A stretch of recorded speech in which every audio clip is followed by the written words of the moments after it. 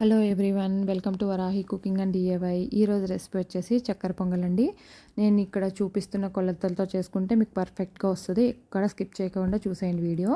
దానికి ముందుగా పొయ్యి మీద ఒక మూకుడు పెట్టి దాంట్లో ఒక హాఫ్ కప్ పెసరపప్పు వేసి సిమ్లో తిప్పుతూ ఎర్రగా రెడ్ కలర్ వచ్చేంత వరకు వేయించుకోవాలి. అన్నీ సమానంగా వేగాలి పెసరపప్పు అన్నీ. అవి చల్లారిన తర్వాత ఒక కుక్కర్లోకి ట్రాన్స్ఫర్ చేసుకుని దాంట్లో 2 కప్పులు బియ్యం యాడ్ చేసుకుని శుభ్రంగా కడుక్కోవాలి.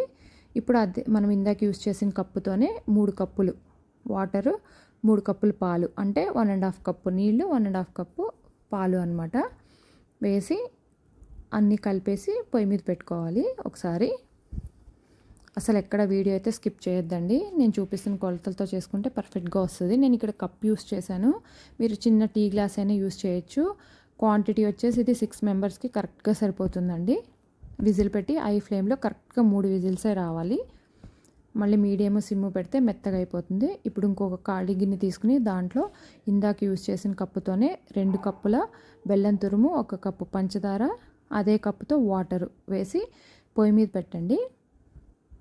అది అంతా ఒకసారి కరిగిన తర్వాత వడగట్టుకోవాలన్నమాట. ఎందుకంటే మనకి బెల్లంలో ఏమైనా గసి ఉంటే కనుక పోతుంది కదా, లేకపోతే మనకి తినేటప్పుడు వస్తుంది, బాగోదు.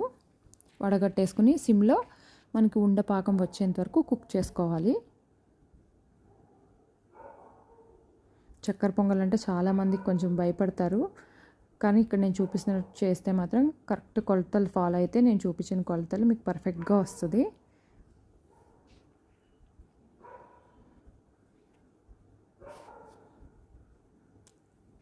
ఇదిగోండి, ఇలా నురుగు వచ్చిందంటే మనకి పాకం వచ్చినట్టు అర్థమైపోతుంది అనమాట. ఇప్పుడు ఒక ప్లేట్లో కొంచెం వాటర్ తీసుకుని ఆ పాకం దాంట్లో వేస్తే కనుక మనకి లైట్గా ఉండపాకం రావాలి.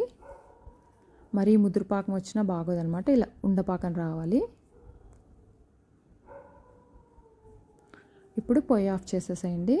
మనం ఇప్పుడు ఇందాక కుక్ చేసుకున్నాం కదా, చూడండి ఇప్పుడు నేను చూపిస్తున్నాను కదా, అలా పొడి పొడిగా ఉండాలన్నమాట. అన్నము పెసరపప్పు ఎక్కడ అంటుకోకూడదు ఒకదానికొకటి, అలా పొడి పొడిగా ఉండాలి.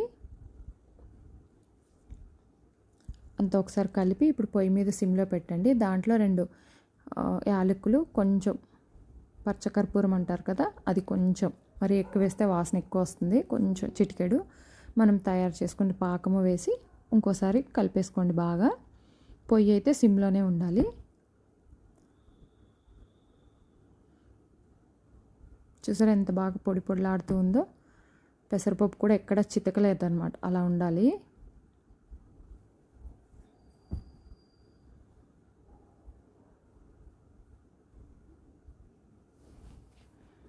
ఒకసారి కలిపేసి ఇప్పుడు పక్కన పొయ్యి మీద మనకి ఇందాక ఏది యూస్ చేసామో అదే కప్పుతో నెయ్యి తీసుకోవాలి. నెయ్యి వేడైన తర్వాత అదే కప్పు నిండా ఎండు కొబ్బరి ముక్కలు, ఇష్టం లేని వాళ్ళైతే కొంచెం తక్కువ కూడా వేసుకోవచ్చు. ఎండు కొబ్బరి ముక్కల్లో సగం జీడిపప్పు, ఇంకా కొంచెం తక్కువ కిస్మిస్ వేసుకోవాలన్నమాట. ఎండు కొబ్బరి ముక్కలు కొంచెం ఎర్ర కలర్ వస్తున్నాయి అన్నప్పుడు జీడిపప్పు వేసేసుకోవాలి, లేకపోతే కనుక కొబ్బరి ముక్కలు ఎక్కువ ఫ్రై అయితే బాగోదు. ఇప్పుడు జీడిపప్పు యాడ్ చేసేసుకుందాం. మనకి ఎల్లుండ ఎలాగో రామప్రతిష్ఠ ఉంది కదా, దేవుడికి నైవేద్యం చక్కెర పొంగల్ చేసి పెట్టండి.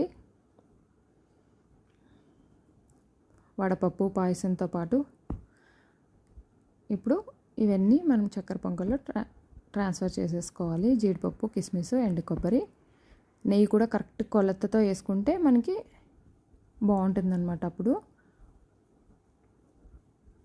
అంతే అండి, వేడి వేడి చక్కెర పొంగల్ రెడీ.